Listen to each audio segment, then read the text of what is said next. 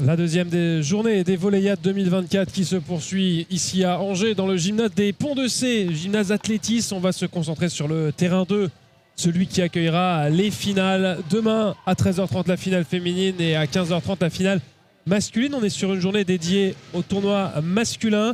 Ça y est, Pascal, on a terminé avec la phase de groupe, on a fini avec la phase de brassage. On est désormais dans les matchs à élimination directe. Et du coup, je vais vous donner les 4 quarts de finale de la compétition masculine. PACA 2 face à Hauts-de-France 1, c'est le match que l'on va suivre d'ici quelques instants. PACA 1 face à l'Occitanie 1, c'est le deuxième quart de finale. Île-de-France 1 face à Auvergne-Rhône-Alpes 1. Et Bretagne face à Pays de la Loire 1. De magnifiques quarts de finale, on va en voir un ici. Et puis on aura surtout ce soir les 2 derniers matchs, les 2 demi-finales. Donc des équipes qu'on reverra forcément sur ce terrain principal. Je vous avais promis de donner aussi ce qui se passe du côté du tableau féminin. Les 4 quarts de finale, Hauts-de-France 1, Centre-Val de Loire, Île-de-France 1, Occitanie 1, PACA 1 contre PACA 2 en quart de finale chez les filles. Et puis Pays de la Loire 1 face à Île-de-France 3. L'Île-de-France 3 qui continue de surprendre dans ce tournoi. On les a suivis hier, on les retrouvera évidemment demain pour le tableau final de cette compétition féminine. Nous, on va se concentrer sur ce match. PACA 2, Hauts-de-France 1.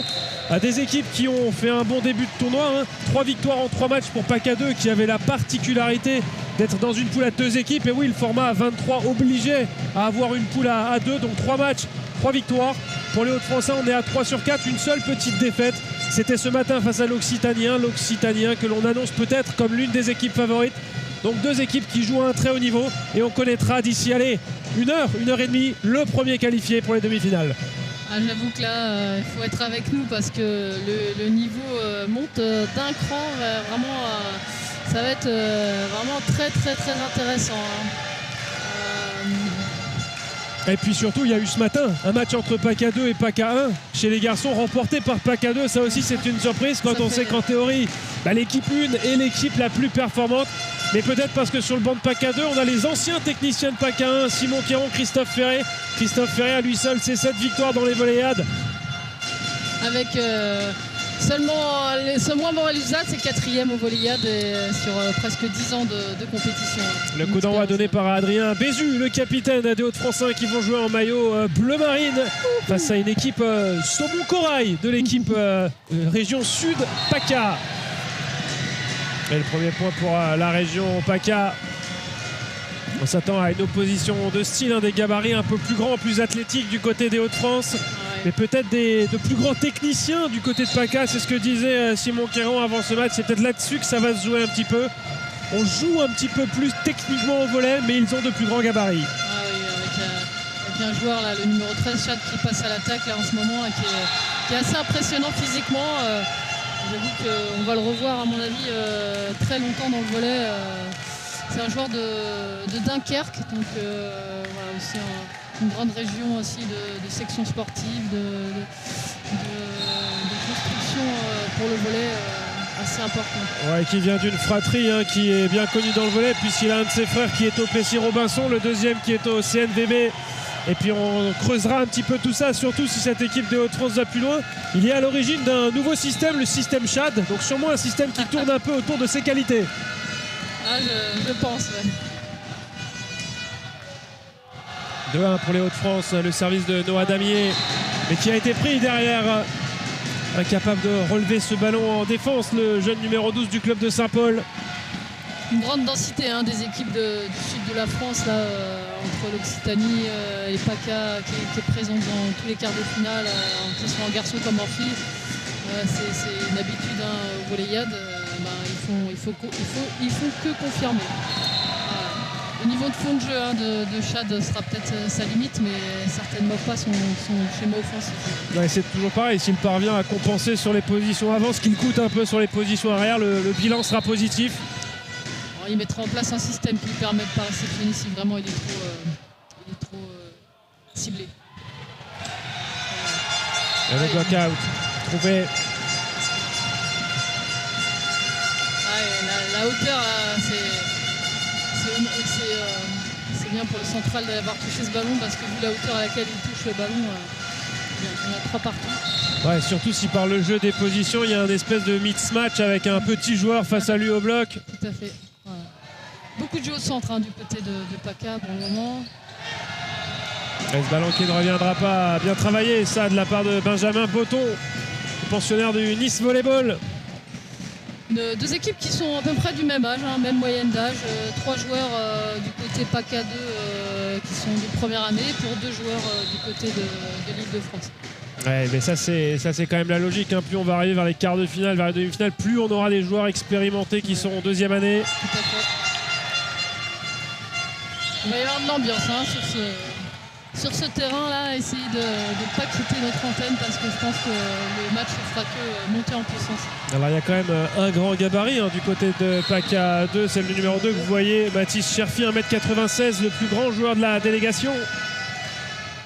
Mais il va se retrouver sur les postes avant au moment où Chad Jean-Lys sera sur les positions arrière. Donc il n'y aura pas forcément ce match au filet, en tout cas pas dans le premier set. Un joueur de Draguignan.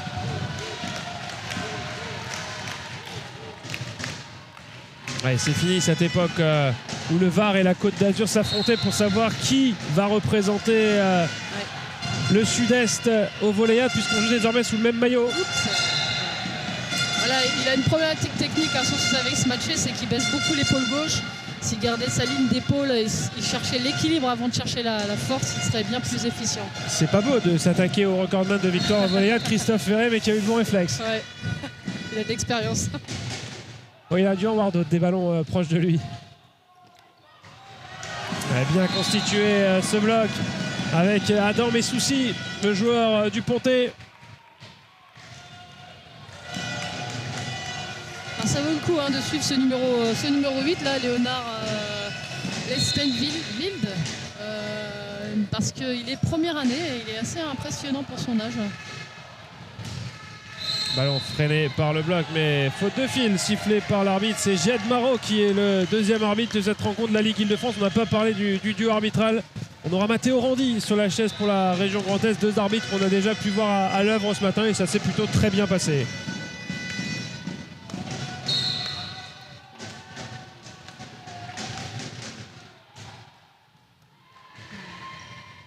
Mathéo Bleuze au service. Ouais, c'est bien joué ça de la part d'Adam Messouci. On a vu une bonne réception du libéro. Robin Duby d'Artois du club de Draguignan. Alors vous le reconnaissez avec un maillot différent, mais aussi parce que c'est le plus petit joueur par la taille sur le terrain avec son numéro 3.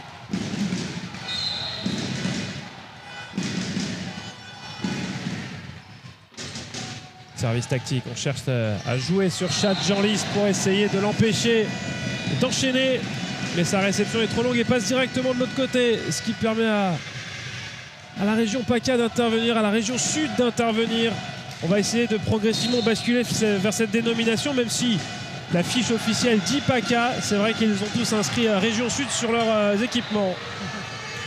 Ils nous expliqueront ça ce soir, je pense. Ouais, sans aucun doute, puisque Simon Kéron sera avec nous dans l'émission des 20 ans des Volleyades. Magnifique bloc là de Mathis Cherfi qui a déployé ses grands segments. C'est déjà son 2e point là pour la sélection. Donc voilà. Pour l'instant, le départ fracassant de l'équipe 2 de PACA, au détriment pour l'instant de Hauts-de-France, qui observe encore un petit peu leur adversaire avant certainement de passer à la vitesse supérieure. Ouais, le premier temps mort demandé par Gaëtan Cyrulic du côté des Hauts-de-France. Gaëtan Cyrulic, grand spécialiste des écrans LCD, plasma, cathodique. Certainement une passion cachée en dehors du volleyball. Les petites anecdotes de Julien. Évidemment, c'est pas les miennes. Ce sont les délégations qui ont joué le jeu de nous transmettre ces petites anecdotes. Et c'est évidemment un plaisir de créer cette proximité avec les différents joueurs et staff. Si j'avais dû chercher 700 anecdotes, Pascal, on aurait organisé les volleyades l'an prochain. Au vu de ta mémoire énormissime, je ne serais pas étonné quand même que tu aies tout ça dans ta mémoire. 2-3 fiches à l'appui quand même. 9-6 en faveur de la région sud. Wow. Heureusement, le bloc n'était pas complètement homogène, donc l'ailier des Hauts-de-France a pu en profiter. Adrien Bézu qui a mis ce point et qui permet à Léonard Leistel-Wilst du club de Famar de venir servir avec son numéro 8. Un joueur à suivre, hein, première année, très jeune. Déjà beaucoup de savoir-faire impressionnant. La grande diagonale cherchée, non trouvée, non touchée au bloc. C'était Antonin Limousi, joueur du Pays de Grasse. Ça nous permettra de revoir un peu les qualités de Léonard. On verra s'il va reservice matcher. Ouais, puis ça permet surtout aux Hauts-de-France de revenir un petit peu. Hein. 9-8. Il a aussi cette petite routine, la petite routine pour voir quelle est sa distance, pour être sûr de ne pas mordre la ligne. Parce qu'en effet, s'il met son pied sur la ligne de fond, il est en situation de mordu. Donc c'est une faute au volleyball. Il a changé la zone, il a servi vers le poste 5. Et puis les Hauts-de-France vont avoir l'occasion de construire, toucher au bloc. Faute de fil. De quel côté? Du côté de l'attaquant des Hauts-de-France. Et c'est un point pour la région sud. Bien vu par l'arbitre d'Île-de-France.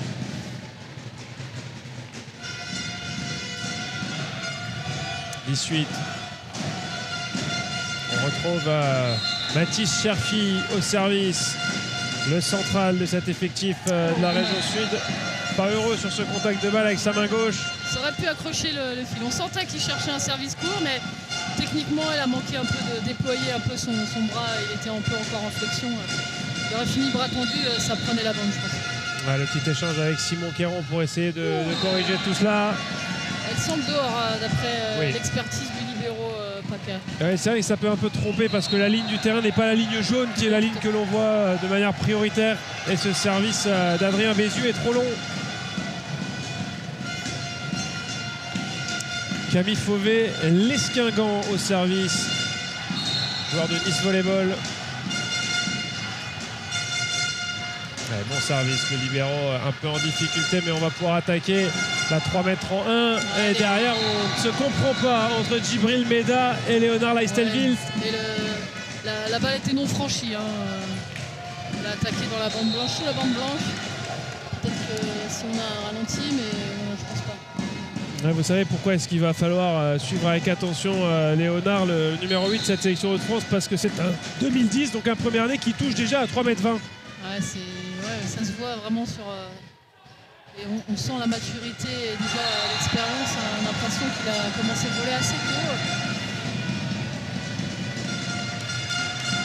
Ça sera un élément essentiel de la sélection de l'année prochaine. C'est vrai qu'en parlant de détection, hier, on a beaucoup parlé de taille, de grands joueurs, de grandes joueuses. Il y a surtout aussi la hauteur d'intervention qui compte parce qu'on peut compenser un déficit de taille par une plus grande capacité d'explosivité. Tout à fait. Par contre, c'est sûr que si on est moins grand, on assume aussi des chutes, des réceptions de saut qui sont plus importantes, hein, parce qu'on est obligé de mettre aussi plus d'énergie pour faire le saut. Donc parfois on préfère des grands pour éviter justement les problématiques d'énergie perdue à sauter. Mais c'est sûr que l'auteur d'intervention fait la différence. C'est un peu la double peine parce que vous êtes plus petit, donc il faut sauter plus haut, mais vous avez aussi les segments un peu plus petits. Donc il faut encore une fois se déployer beaucoup plus. C'est quand même un sacré avantage d'être grand dans ce sport. Hein. Mine de rien. Et deuxième temps mort. Mais ça suffit pas. Non, ça suffit pas. Il faut 2-3 qualités techniques, 2-3 connaissances tactiques. Et puis on le voit, hein, gestion émotionnelle, gestion mentale optimale pour évoluer à très haut niveau. Une très bonne lecture de jeu, hein, notamment pour les passeurs, pour les centraux. Donc l'analyse et l'observation est quand même essentielle aussi dans cette activité. En tout cas, si ce deuxième temps mort est pris par le staff des Hauts-de-France et qu'ils ne sont pas satisfaits du résultat, ils ont beaucoup d'humour parce que sur l'affiche de l'entraîneur adjoint de Cyril Lox, la petite anecdote, c'est qu'il a le meilleur répondeur téléphonique au monde. Oserez-vous aller le vérifier au 06 89? On s'arrêtera là, évidemment, mais pour la petite touche d'anecdote, c'est sympa. Ça prouve aussi le bon esprit qui règne dans ce staff de l'équipe des Hauts-de-France. C'est sûr. 14-9 pour l'équipe 2 de PACA. c'est dire hein, le niveau de la région sud. Ouais, ça marche encore une fois avec un très bon service de Camille Fauvet-Lesclingan. Un service court, il peut peut-être alterner sur un service long. On voit arriver les remplaçants là, des Hauts-de-France qui vont effectuer certainement un double changement. Ouais, Martin Legrand et Lucas Deremo qui vont entrer en jeu à la place de Léonard Leistel-Wilst. Un passeur qui remplace le pointu. Et Djibril Meda qui va sortir également. Martin Legrand qui devient passeur, lui qui est licencié au club de Valenciennes. Et pendant ce temps, Camille Fauvet-Lesclingan qui continue sa série. Difficile pour cette rentrée hein, de négocier un ballon qui directement va dans le fil. C'est difficile cette rentrée. Ouais, la réception, 16-9. Souvent quand on prend des séries en réception, on demande de faire une réception 0, une réception centre du terrain pour que le passeur puisse s'en dépatouiller, mais pas se retrouver avec un ballon à gérer dans le fil. Ouais, bon là il cherche toujours le fil et à mon avis c'est pas la meilleure solution. Hein. Ouais, c'est surtout qu'on n'est pas sur ce qu'on avait dit. On avait dit il y a du service matché, on n'est pas sur un service hyper agressif, c'est un service placé avec une trajectoire qui met en difficulté la réception. Je pense qu'il flotte plus qu'on pense. Ouais. Ça marche aussi. Hein. Ouais. Il n'y a pas que la force, la puissance. Je pense que le libéraux des Hauts-de-France cherche une recette parfaite et devrait juste penser que son passeur est arrière, même s'il est déjà en position au filet, et qu'il ne pourra pas jouer un ballon qui est au-dessus du fil. Là, ils sont un peu sauvés. Ouais, mais le trou est fait, hein, 17-10 pour la région sud. Ouais. Et on va retrouver au service Noah Damier, qui fait les beaux jours du club de Saint-Paul actuellement. Et qui revient d'une grosse blessure à la cheville pour gagner sa place au volleyade après une longue convalescence. Voilà, super la pipe dans un bon timing. C'est ce qu'ils vont lui redonner évidemment pour finir son point. Il varie, mais la défense est là. La passe de transition. Et il arrive à glisser ce ballon, Chad Janlis, mais le ballon qui va revenir encore une fois. Ouais, central. Bien joué, ouais, un peu loin du filet là-dessus, Mathéo Bleuze. Mais l'arbitre leur donne raison, donc il doit y avoir une faute de fil de l'autre côté. Et Simon Quéron demande des explications parce que là, l'équipe de PACA est un peu désabusée, ne comprend pas vraiment la décision. Et ça peut créer de la frustration. Oui, la réalité c'est ça, c'est qu'à 17-11, il n'y a pas de raison de se frustrer. Non. Il faut être capable d'amener ces 8 derniers points au bout sans perdre d'énergie inutile dans de la frustration. Voilà, bon, ça va effacer un petit peu le point d'avant. En faisant des choses simples avec Enzo Savali, le joueur de Salon de Provence. Belle réception hein, du jeune libéraux de PACA 2, la Romain. Salon de Provence, ville qui héberge l'école de l'air et de l'espace.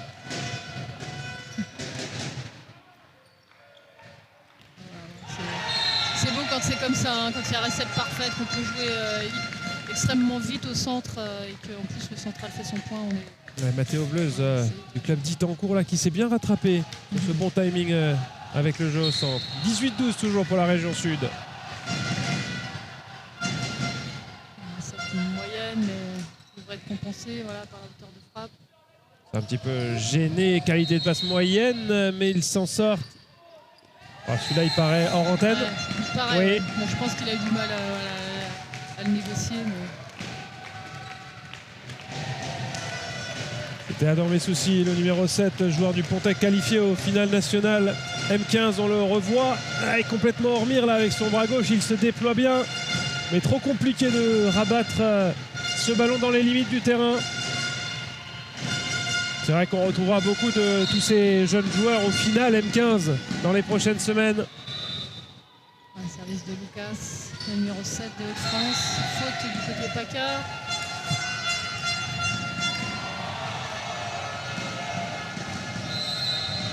Les Hauts-de-France qui reviennent. Donc temps mort hein, demandé du côté des PACA 2 de la région sud. Parce que les Hauts-de-France reviennent tout doucement au score grâce à la qualité de service et aussi grâce aux fautes adverses. Des finales M15 desquelles on parlait qui se dérouleront à Narbonne pour les garçons cette année. Ce sera du 24 au 26 mai. D'ici un mois, hein, ça ressemble à peu près à ça. Et chez les filles, ce sera le Racing Club de Cannes, club emblématique féminin, qui aura le plaisir d'accueillir les meilleures M15 filles de France. Un petit bonjour à ma famille du côté de Narbonne. Je ne pourrais pas être là, hélas, mais je serais bien allé voir ce niveau de jeu, mais hélas, je serai au travail. De nouveau service à Lucas Disreto. Ouais, bien joué encore une fois, ça par le centre avec Enzo Savali. Il y a beaucoup de jeux de centre de la part des deux délégations. Et ce qui est intéressant, ça veut dire qu'il y a une bonne qualité de réception. Et on va refaire le changement dans l'autre sens. Djibril Meda de retour. Léonard Leistelvils de retour également. Et puis c'est Martin Legrand qui retourne s'asseoir sur le banc en compagnie de Lucas Desraymond.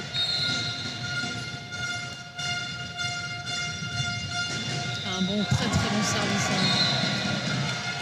Elle n'est pas forcément dans un grand début d'après-midi pour l'instant. Robin Hanaud, le libéro de cette équipe des Hauts-de-France, un peu agacé là de ne pas réussir à tenir ce service sur une réception à 10 doigts. Enzo Savali de retour au service. Encore un très bon service.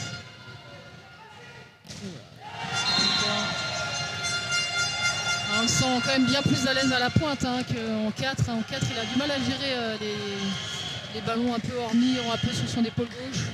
Mais bon, il va progresser très vite, je pense. Là, il a mis à peu près tout ce qu'il avait là-dessus, Chad Jean-Lys. 20-15 pour la région sud, toujours. Service assuré. Gaucher au centre.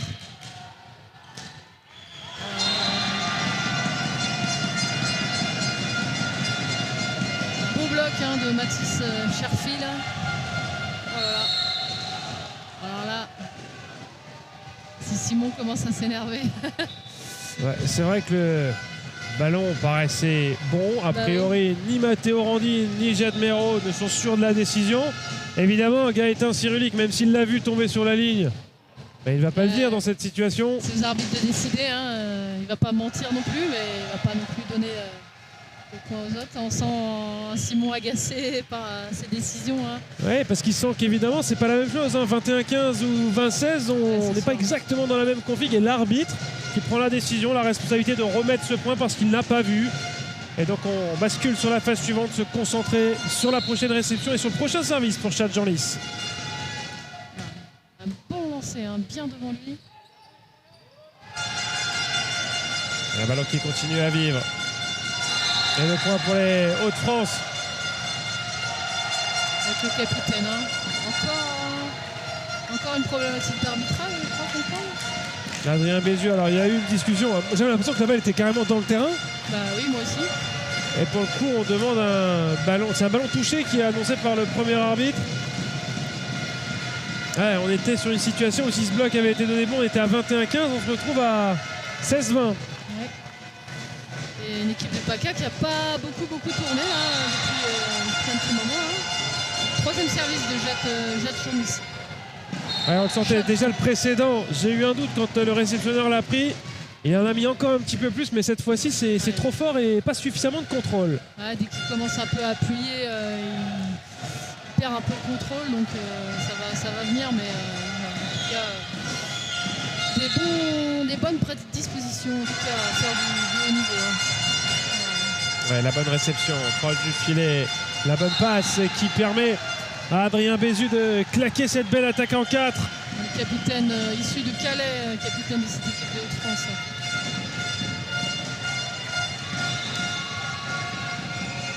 « 21-17, rien n'est fait dans ce premier quart de finale qu'on a le plaisir de vous faire vivre sur le streaming de la Fédération Française de Volley. Un grand week-end de volley qui est loin d'être fini, puisqu'on aura tout à l'heure un quart de finale pour les places 9 à 16. Et ensuite, on basculera sur les 2 demi-finales du tableau masculin. Avant demain, le grand final, les matchs de classement, la petite finale, finale féminine à 13h30, finale masculine à 15h30. Avant la traditionnelle cérémonie de remise des prix un petit peu plus tard, aux alentours de 17h15 demain après-midi. Un très bon service et un changement de zone de la part du numéro 2 de Paca. C'était une bonne combinaison, mais la passe était un petit peu débordante. Du coup, il a eu du mal Il y a eu la petite question de Simon Quéron à Christophe Ferré. Est-ce qu'on prend le temps mort? Christophe Ferré a regardé le score, il a dit non, c'est bon, 18-21, on est bon. Bon, si celui-là, on le prend. Et là, il y a eu un mordu sur ce service, j'ai l'impression. Ouais, déjà, il était juste sur. Voilà, c'est bien ça, bien vu, Julien. C'était un peu juste déjà sur le service d'avant. Donc là, je pense que l'arbitre avait. Tout le gymnase avait les yeux sur ce pied. Ouais. Allez, 22-18. Le bon choix de Christophe Ferré d'avoir dit alors conseillé à Simon de ne pas prendre le temps mort tout de suite. C'est l'expérience qui parle. Voilà, très bonne feinte là, juste au-dessus du bloc. C'est le classique de jouer au-dessus du bloc, feinté au cœur du terrain. Là. 22-19. Alors évidemment, on a 3 points d'avance. On est plutôt dans un ballottage favorable pour la région sud. Mais on l'a vu ce matin, 22-20, ça ne veut pas dire que vous avez gagné le set. Non. Et surtout pas que vous avez gagné le match. Exactement, rien n'est fait.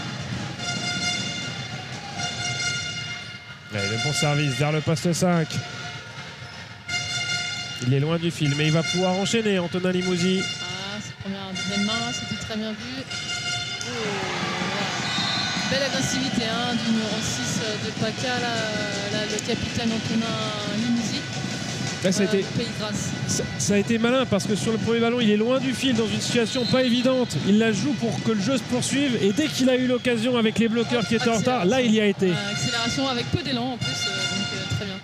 Pour les novices qui nous rejoignent, les entraîneurs ont le droit de se lever pour coacher. Ils sont le long de la ligne, ils n'ont pas le droit de rentrer dans le terrain, même si des fois Simon mord la ligne parce qu'il a un peu envie d'aider son groupe le plus souvent possible. Mais voilà, c'est l'autorisation. Le coach a le droit de se balader tout le long de la ligne de côté pour donner les informations aux joueurs. Donc on a le droit de coacher pendant le match. Si vous voyez tout le monde taper dans les mains, c'est qu'on est sur une première balle de 7 pour la région sud, 24-19. Avec au service Esteban Parent qui est rentré à la place de Mathis Cherfi. Très bon service gardé par Chad.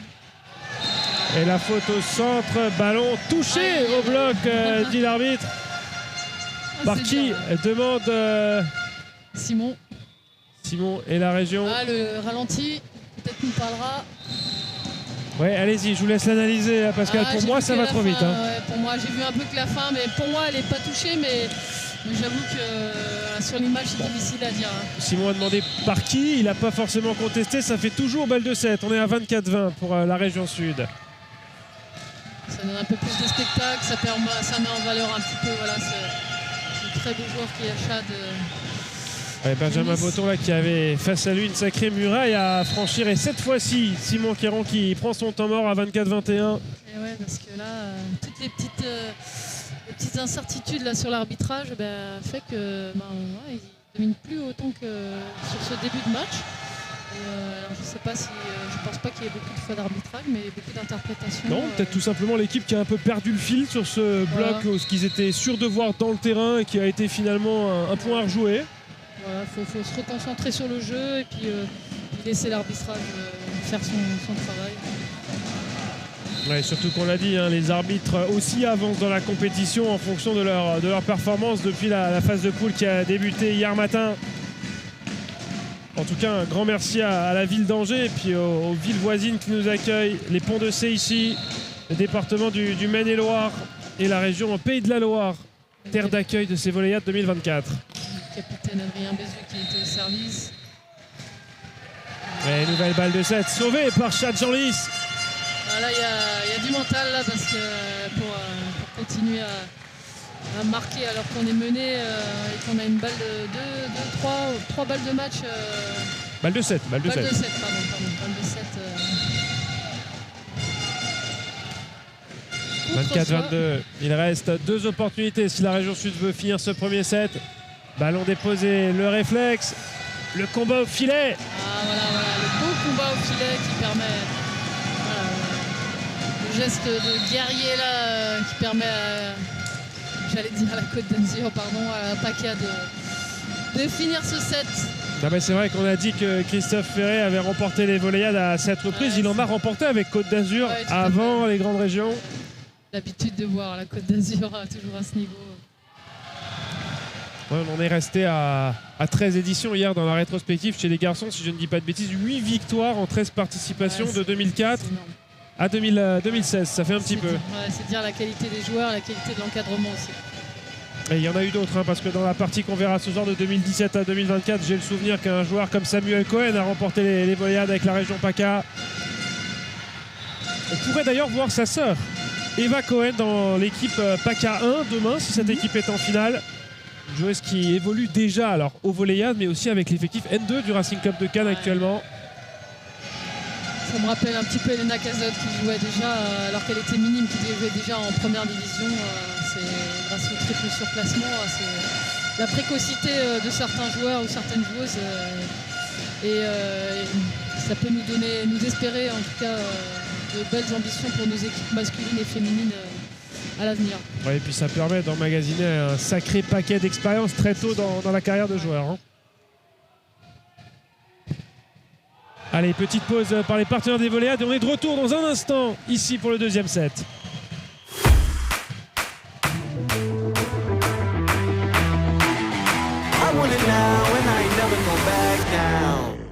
I am no regular citizen. Do you understand what you're witnessing? You cannot tell what the difference is. I want it all and I'm winning it. I do not care about opinions. Time to make a few decisions. So I can take a position. Solve it straight to the top. I can't see myself falling. À tous ceux qui font le sport, le Crédit Mutuel donne l'élan.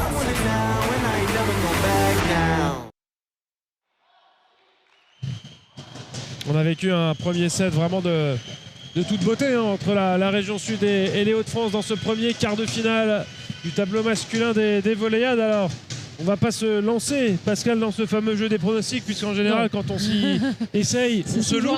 C'est pas exactement le but. Votre sentiment, votre analyse sur ce qui s'est passé?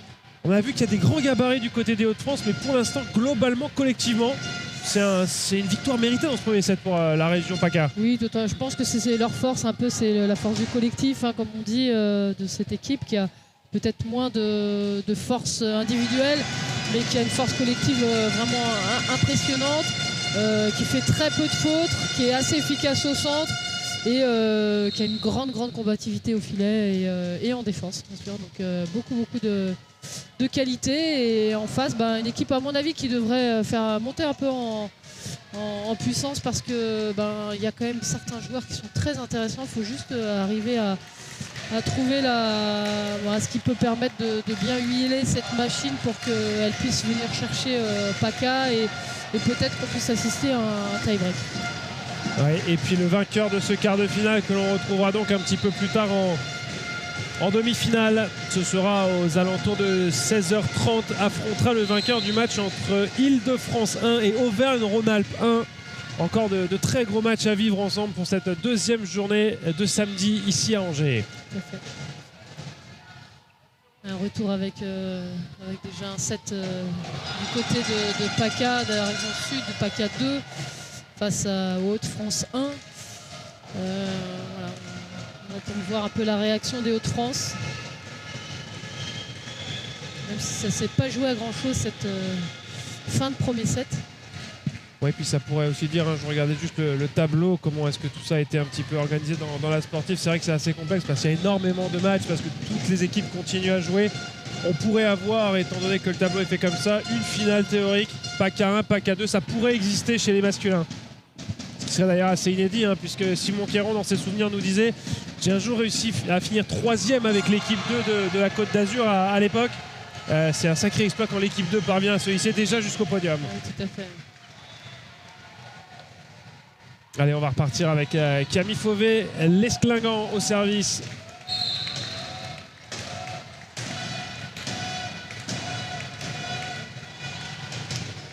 Très bon service gardé par le libéro, avec une finition pleine de rage, un peu pour prouver que peut-être le premier set n'était pas complètement mérité, je ne sais pas.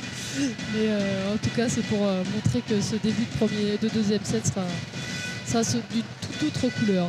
Ouais, et puis quand ça vient du capitaine, c'est pour montrer l'exemple aussi, là, Adrien Bézu, cette grosse attaque pour débuter ce deuxième set.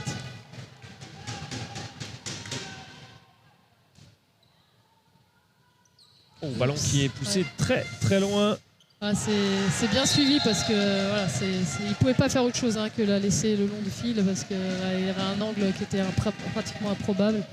Donc il fallait plutôt du côté de PACA avoir une présence au filet pour éviter que les Hauts-de-France puissent marquer ce point. Ouais, Noah Damier qui a failli se faire avoir quand même sur ce ballon au niveau du filet, mais ça s'est bien passé finalement pour les Hauts-de-France. Il va falloir qu'il se méfie, notre ami Matteo Bleus, parce qu'encore une fois, il avait le pied très très proche de la ligne au moment du service. Ouais. Ça lui permet de bien rentrer dans son service et d'accélérer bien sûr la vitesse de balle au service, mais ouais, il est toujours un peu limite. Antonin Limousi, le capitaine, au service.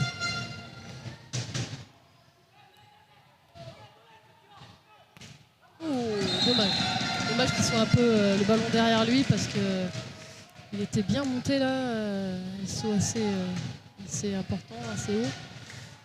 Et la balle un peu trop derrière lui pour pouvoir la mettre dans le terrain. Ouais, ça fait de partout. Paquet qui revient, qui recolle un peu au score. Toujours le capitaine des PACA 2 au service. Antonin Limousi, Pays de Grâce. Ah, ouais, la balle n'est pas touchée au bloc, du coup elle reste dans le terrain des Hauts-de-France et du coup on appelle ça un ballon non franchi. Ouais, l'idée de varier après cette attaque Grandiac qui s'était un peu envolée et de chercher la feinte dans un espace libre était bonne, mais la réalisation technique l'était un petit peu moins. C'était déjà lui qui avait fait la faute sur la balle dehors, donc il a cherché à varier parce qu'il a eu peur peut-être de trop se lâcher et ça n'a pas été encore efficace. On va chercher en deux. Et le bloc était bien dressé. Les grands bras d'Adam Messouci. Ça fait plaisir. On voit bien cette cohésion d'équipe là du côté PACA 2 qui est un de leurs gros points forts. En même temps, quand on a battu l'équipe 1 de sa région, on n'a plus rien à perdre. Donc tout à gagner surtout. Ouais, c'est ça. Ce sont les mots de Christophe Ferret et de Simon Caron. On a déjà atteint l'objectif en rentrant dans le top 8. Donc maintenant, tout ce qui va se passer, c'est du bonus et ça permet aussi un peu de se libérer dans la tête. Et d'offrir le meilleur jeu au meilleur niveau de chaque joueur. C'est un peu brouillon là en ce moment. Ça a beaucoup de balles dans le fil. Alors on va essayer de repartir sur quelque chose de propre avec Léonard Leisselvils. Joueur de grand talent, première année simplement. Ouais, à suivre cette année et à suivre aussi l'année prochaine. Très bon service tenu par le libéro, jeune libéro aussi, première année aussi, le libéro de PACA. La bonne réception et Benjamin Botton qui a pu lâcher le bras en deux. Et on va retrouver Enzo Savali au service.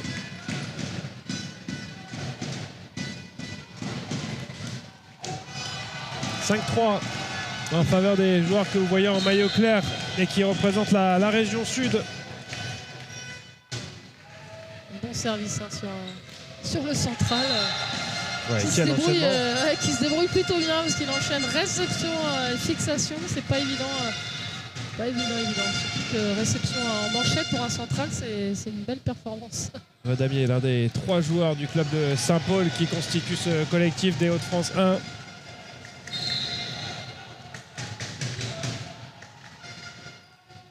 La bonne réception. Passe un peu poussé, mais belle vitesse de sortie de main là. Intéressante, balle plate, comme on dit, avec une trajectoire plate. Très intéressant, parce qu'en général, beaucoup les bouts de filet, là, ils aiment bien les ballons plats et vite. Elle était un tout petit peu poussée, mais il s'en est bien débrouillé. Ouais, Adam Messouci qui a fait ce point. 6-4, toujours ce mini break d'avance pour les joueurs de Simon Caron. Oh, bon service. Dommage. Il baisse un peu le coude, c'est dommage. Il a cherché, je pense qu'il cherchait un petit peu la petite diagonale et il a manqué un peu de poignée pour aller le chercher là. Au point où on en est, peut-être qu'il peut lui redonner un petit peu plus haute peut-être pour qu'il puisse aller au-dessus, un petit peu plus au-dessus, parce qu'il peut aller chercher plus haute. Ça va être dur d'enchaîner. Beaucoup de fautes du côté des Hauts-de-France. Ouais, mais globalement, ce début de deuxième set est sur un niveau un peu inférieur à ce qu'on a vu au premier set avec pas mal de fautes. Ouais. Voilà. Et on va essayer de remettre un peu d'ordre dans la maison là du côté de Gaëtan Cyrulik. peut y avoir le feu très rapidement si on coupe pas. Donc voilà, là c'est le temps mort coupe.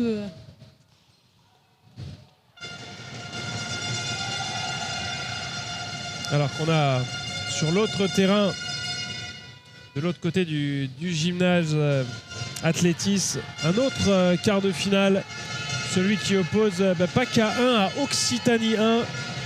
Alors on n'a évidemment pas des yeux suffisamment bons pour voir ce qui se passe de l'autre côté, mais si j'ai l'impression de voir le scoreboard de la bonne façon, c'est l'Occitanie qui aurait remporté ce premier set et que l'on pourrait retrouver. Alors évidemment rien n'est fait, hein, quand on gagne un set on n'a pas gagné le match, mais on pourrait les retrouver en demi-finale un petit peu plus tard sur ce terrain principal. Tout à fait, mais deux très gros matchs dans ce gymnase d'Atlantis là.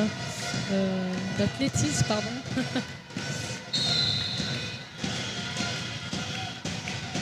Allez, on revient au jeu.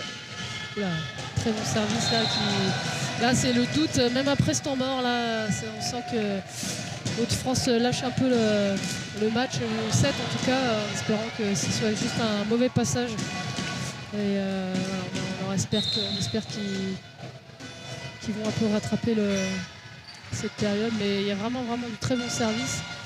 Et les Hauts-de-France ont du mal à trouver, le passeur a du mal à trouver le choix de l'attaquant qui va mettre le ballon par terre et qui permettra au groupe de souffler un peu et de tourner, quoi.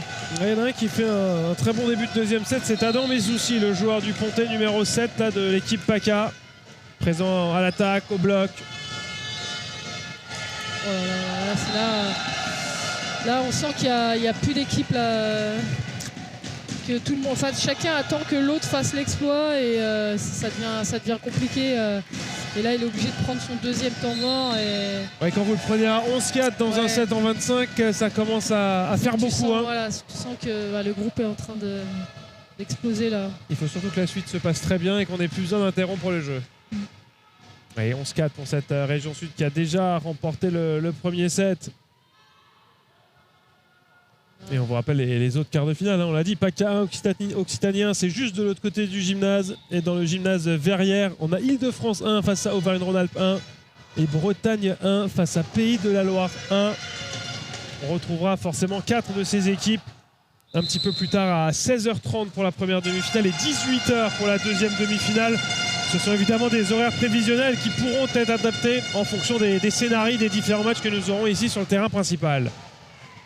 Les conseils de Simon Quéron auprès de son serveur là, qui vient d'enchaîner deux très bons services, et après un temps mort peut-être qu'il lui demande d'essayer de gérer ce premier service après la coupure pour pouvoir remonter un petit peu le fameux 80% avec un peu de marge au-dessus du filet. C'est ça. Voilà, qu'il gère très bien, mais c'est encore un excellent service. Alors peut-être qu'il lui a donné la zone plutôt que la consigne de sécurité. Il lui a donné une zone en lui disant cherche le libéro, il est en train de craquer. Ouais, c'est ça, Robin Hanot qui est en difficulté en réception. Regardez, on va le sortir de la réception. Ouais, là c'est dur pour un libéro de se faire sortir de son poste. Mais bon, il a raison, Sylvain Gaëtan, de changer quelque chose parce que le groupe est en train de sombrer là. Donc un changement, ça peut toujours apporter un plus. Ouais, sacré coup sur la tête, la perte de ce premier set pour l'instant pour la sélection des Hauts-de-France. Oh là là, superbe. Alors quand vous mettez Chad Jean-Lys dans cette situation... à sa hauteur de bras, d'auteur d'intervention, tout de suite, il se sent beaucoup plus à l'aise. Ça va faire du bien à cette sélection. De pouvoir tourner cette position sur laquelle ils sont restés au moins pendant 5 points, je pense, 5-6. Ouais, ce qui est surprenant, c'est qu'il était déjà sur les positions avant Chad Jean-Lys là-dessus. C'est qu'on n'a pas réussi à trouver la solution. Réception défaillante, certainement aussi. Oh, tout de suite, PACA se laisse pas avoir et reprend tout de suite l'avantage. Voilà, on sent la dynamique collective là, qui sans faille. Baptiste Cherfi, le central qui a marqué ce point, et les applaudissements remontent depuis Draguignan, le club où il évolue. Stratégiquement, c'est très bien joué de mettre des entraîneurs de grosse expérience sur l'équipe 2 pour pouvoir positionner ces deux équipes dans le haut de tableau, même si je ne sais pas si c'était prévu à l'avance, mais c'est un bon moyen de faire monter la réserve proche de l'équipe première et puis peut-être d'aller chercher une finale PACA 1 contre PACA 2. Ouais, puis on a évoqué le fait qu'en fonction des régions, en fonction des territoires, on ne fonctionnait pas exactement de la même manière. Du côté de la région sud, on a décidé de travailler avec un collectif à 16 jusqu'au mois de janvier. On a pris les 10 sélectionnés dans le collectif 1, les 6 suivants dans le collectif 2, auquel on a ajouté 4 joueurs pour venir compléter cette équipe. Et puis au mois d'avril, ils ont séparé les 2 collectifs, mais on avait 16 joueurs éligibles à l'équipe 1 jusqu'au mois de janvier. C'est vous dire s'il y a des potentiels, y compris dans cette équipe 2. Comme quoi, garder la concurrence jusqu'au bout est aussi une stratégie, en tout cas surtout sur une région aussi dense en termes de niveau. Oui, et puis vous êtes prévoyant aussi par rapport à tout ce qui peut arriver, hein. Le petit bobo par-ci, le petit bobo par-là. Vous gardez tous les joueurs concernés, motivés le plus longtemps possible. Pas non plus s'installer dans un fauteuil en disant c'est bon, je suis sélectionné en équipe 1, je peux m'asseoir un peu sur mes acquis. 13-7 pour la région sud qui continue de frapper fort en attaque, mais ce ballon va revenir. Mais il est encore une fois bloqué là-dessus, Léonard Leistelwilst. Belle phase de jeu pour le capitaine Thomas Limousi, qui a une belle vitesse de bras aussi, qui nous a montré une belle capacité de vitesse, que ce soit en course d'élan comme sur sa gestuelle d'attaque. 14-7 pour Pacadeux là, qui fait un peu course en tête. Ouais, le bloc qui ralentit bien ce ballon. Et un ballon poussé fond de terrain là par Adam Messouci. Rien ne va plus. Ni la tactique, ni les gestes techniques, ni la communication. Alors on sent le libéro des Hauts-de-France un peu désabusé, qui sait plus trop, et qui essaye peut-être un peu de compenser, un peu trop compenser le jeu des autres, alors que voilà, parce qu'il veut, il a envie d'aider son groupe, on sent, mais du coup il peut pas être partout non plus quoi. Et c'est du coup à Lucas Deremo qui a repris sa place sur le terrain, le numéro 7 de cette sélection des Hauts-de-France. Et cette faute au service qui va donner l'occasion à Chad Jeanlis d'aller se présenter derrière la ligne de service. 15-8 toujours pour les joueurs de la région sud. Avec un service contrôlé. Belle présence du comptoir central des Hauts-de-France, le Mathéo Bleuze. Oui, absolument. C'est un gros bloc ça. On va le revoir. Ouais, bien présent face à son attaquant. Là, il a été bien pris, Enzo Savali.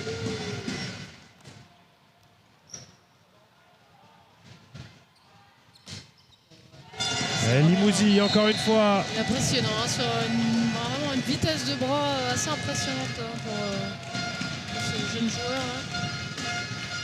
Il va très très vite. 16-9. On sent toute la sérénité de Simon Quéron qui a posé sa tablette de consignes et de statistiques pour l'instant. Il observe là. C'est vous prenez les pop-corn et comme pour IQ au mois de juin, vous regardez ce qui se passe. Ça sent le vécu là, Julien. Ouais, c'est vrai qu'à 16-9, on est plus serein dans la position de Simon Quéron que de Gaëtan Cyrulik. Même si tout est possible en sport. Surtout que ces points, ça se comble très très vite à partir d'une série de services là. Quand le but s'installe dans la tête des réceptionnaires, ça peut très vite revenir. On le souhaite aux Hauts-de-France pour finir sur un très beau match.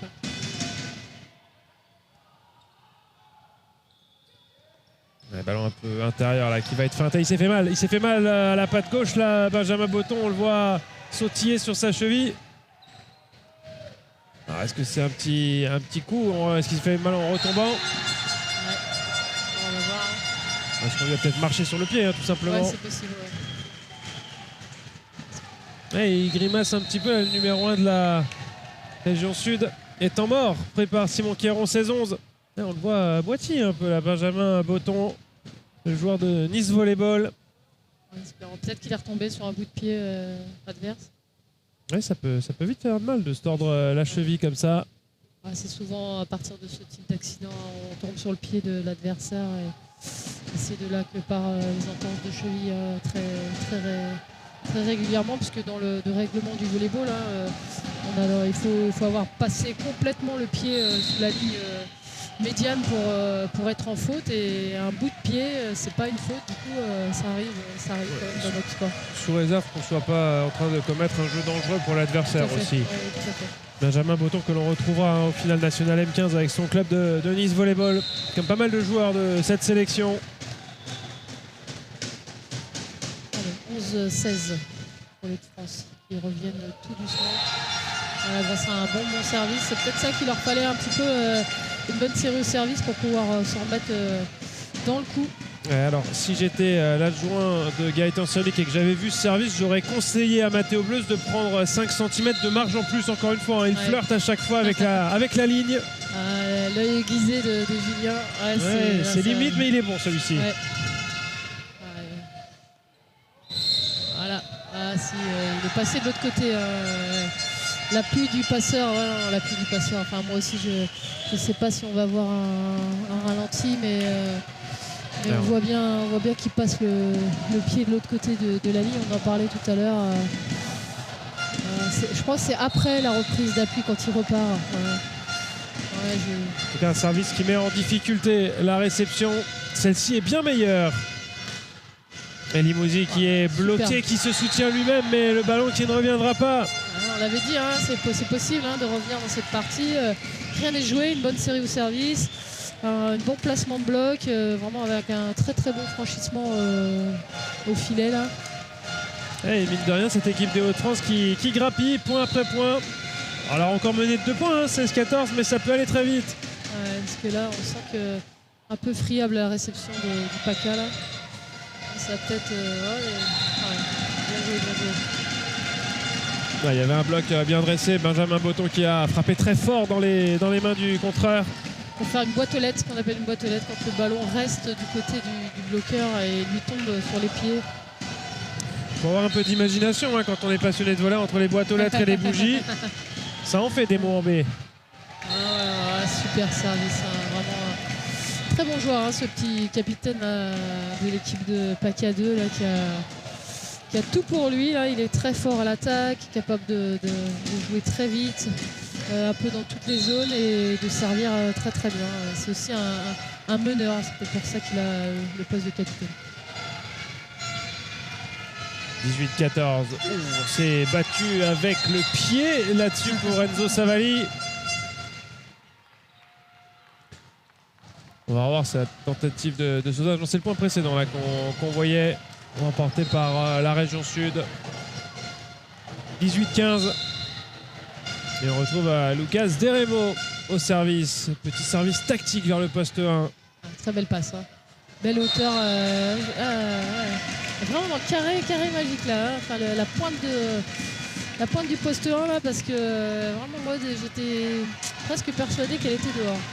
Ouais, dans mes soucis qu'il y a quelques palettes techniques aussi, quelques angles dans son jeu.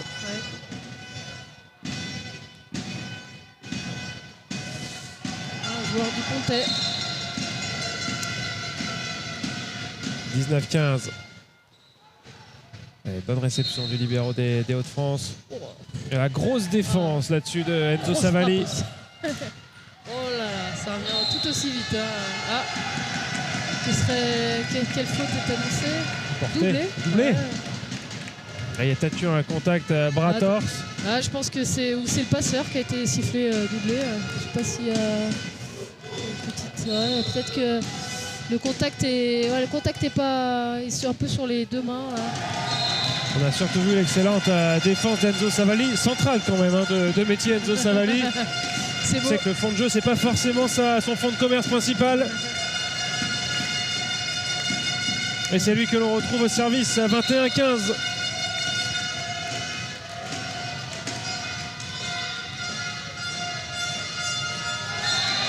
Et désormais 22-15 à 3 points. On parlait de l'importance au service chez les féminines, mais là on a encore la preuve que même chez les garçons c'est une arme essentielle. Un bon serveur et forcément un bon joueur de volleyball. Nouveau service qui fait bouger le passeur des Hauts-de-France. Là il aurait pu avoir doublé aussi, parce que le passeur c'est pas très propre. Ouais, ça défend bien. C'est encore Savali qui a défendu ce ballon. Ballon qui va rouler sur le filet et sortir des limites du terrain. 22-16. Il avait bien géré, mais le filet en a décidé autrement. C'est encore jouable pour les Hauts-de-France. Il va falloir sortir une belle série de services pour pouvoir recoller au score. Ouf. Ouais. Un peu de chance alors aussi. Ah, le passeur, il manque un peu de stabilité. Hein. Il faudrait qu'il s'arrête pour faire sa passe. Wow. Wow. Pas eu surpris ce petit monster block. Là, on va le voir en gros plan. Un franchissement. Ah non, on a vu la feinte. Là, peut-être qu'on voit derrière. Le bloc de Tchad. Regarde. Ah oui, voilà. Là, c'est... Là, j'avoue, hein. il a la bande blanche au niveau des coudes. Hein. Et pendant ce temps, on en est à 23-17 en faveur de la région sud. Il n'y a plus de temps mort hein, du côté de Hauts-de-France pour interrompre cette série. Ah, ça va être difficile hein, de revenir. Hein. On sent qu'ils sont... Même s'ils font quelques fautes, c'est aussi parce qu'ils prennent des risques, ils veulent assommer l'équipe des Hauts-de-France. Mais on sent qu'ils sont très très sereins dans ce qu'ils font. Ils maîtrisent le jeu là, depuis le début de la partie. Ça va être difficile d'aller chercher cette sélection de pack à 2.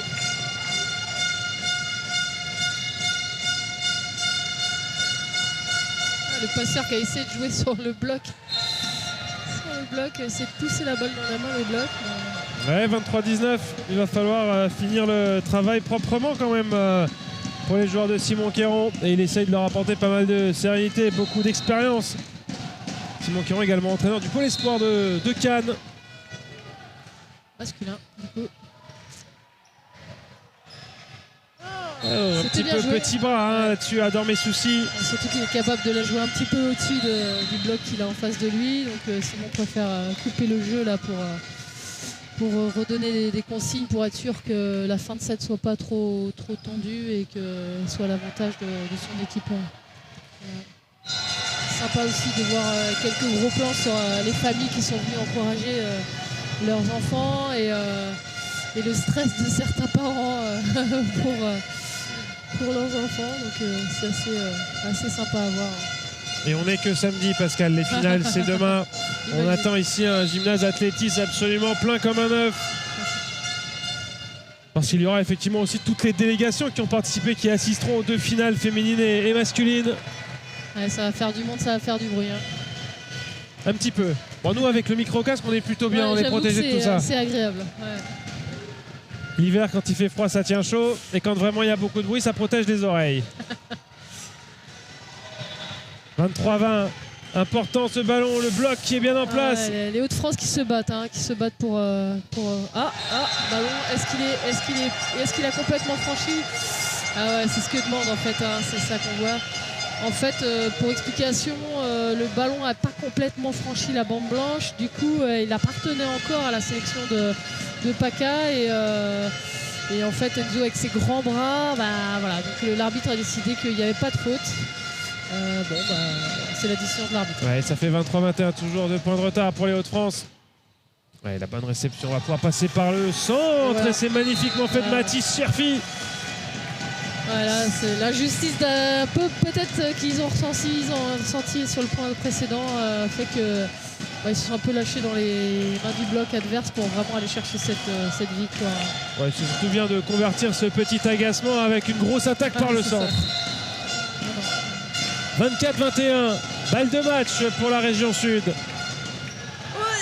Oh là là. Ouais. Oh là, c'est fermé. Oh non. Ah, il y a faute de fil. Il doit y avoir faute de fil. Bon, a priori, personne n'a contesté, personne n'a sauté de joie. C'est que l'arbitre doit avoir raison. Ouais, qu'on n'avait peut-être pas le point de vue optimal là-dessus. Ça fait 24-22. Il reste 2 balles de match à la sélection PACA. La section bien tenue, même si elle n'est pas parfaite. Waouh, grosse frappe. Là, c'était Achille là qui était. Non, c'était Antonin Limousin, le capitaine qui a fini le travail. Qui a vraiment fait un très très bon match et qui a tenu son équipe haut la main. Honnêtement, félicitations à ce petit capitaine là qui a une belle qualité de jeu et qui nous a fait bien plaisir sur ce match. On ne sait pas encore grand-chose de l'issue de ces volleyades. La seule chose dont on est sûr après ce premier quart de finale, c'est que le duo Simon Quéron-Christophe Ferré inscrira son nom dans le top 4 de cette compétition. Avec l'équipe 2. La première équipe qualifiée pour les demi-finales, c'est PACA 2. Alors évidemment, on n'a pas encore les résultats, hein, ça se joue sur le terrain à côté. Et nous, Pascal, on va aller souffler, prendre un petit café avant de se retrouver ici aux alentours de 15h dans une grosse demi-heure pour un quart de finale. Alors du tableau, on va pas dire de consolante, mais de repêchage des places 9 à 16. On aura un match entre l'Occitanie 2 et le Centre Val-de-Loire. Et la bonne nouvelle dans tout ça, c'est que c'est deux régions que l'on n'a pas encore vues ici sur le terrain principal. Donc rendez-vous à 15h avant le final. La première demi-finale masculine à 16h30 et la deuxième à 18h. À tout à l'heure.